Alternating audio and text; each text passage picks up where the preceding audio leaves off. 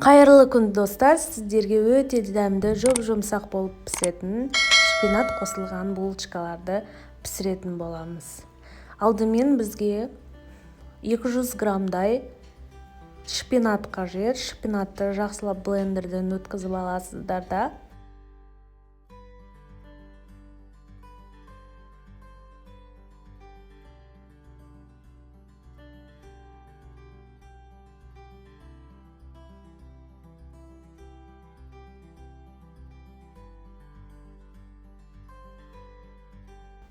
Және де оны осындай бір матаға алып, суыны жақсылап сығып аласыздар.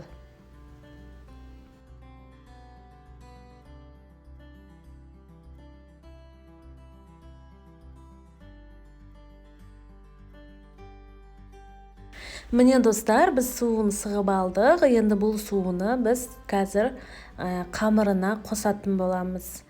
Енді бізге 200-300 грамдай ұн қажет.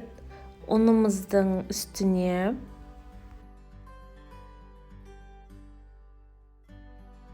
достар, ұнымыздың үстіне жаңағы сығып алған шпинаттың суыны қосатын боламыз. Және де үстіне сұйық май қосасыздар.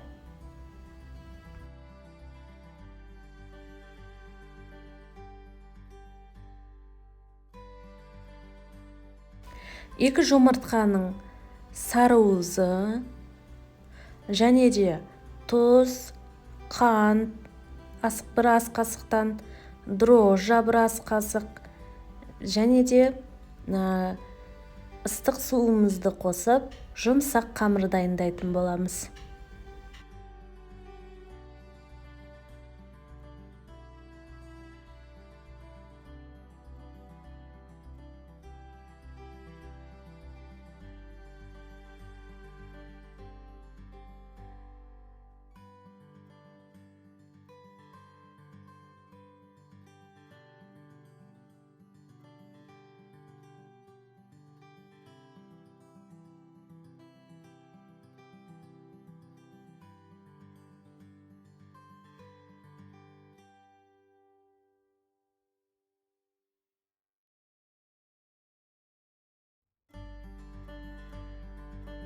Мінекей достар, біздің жұмсақ қамырымыз дайын болды. Енді оны 1 сағатқа жылы жерге қойып қоясыздар.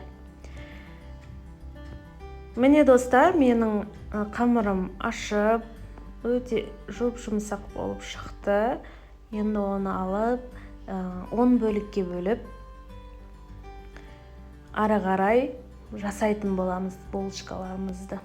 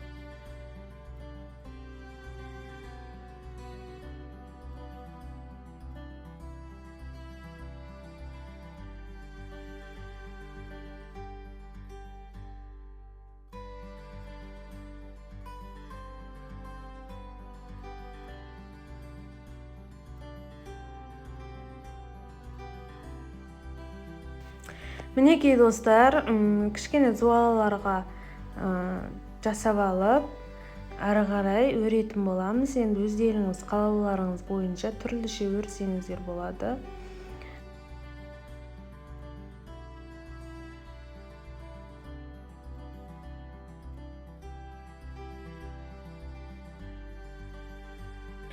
Мінекей достар, қамырымызды алып, кішкене ұн сеуіп, осылай ұзынша етіп жайып аласыздар қамырды. Одан кейін қамырымызды жақсылап орап,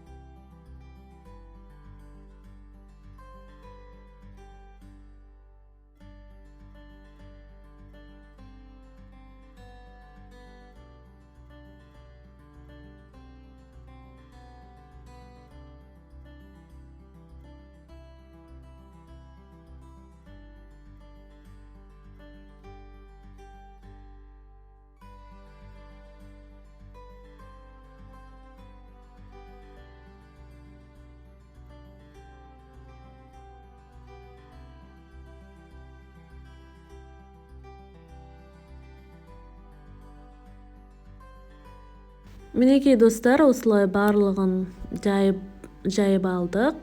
Енді 2-3-тігіні осылай күнжітқа батырып алатын боламыз. Күнжіт сепсеңіздер өте дәмі ерекше болады.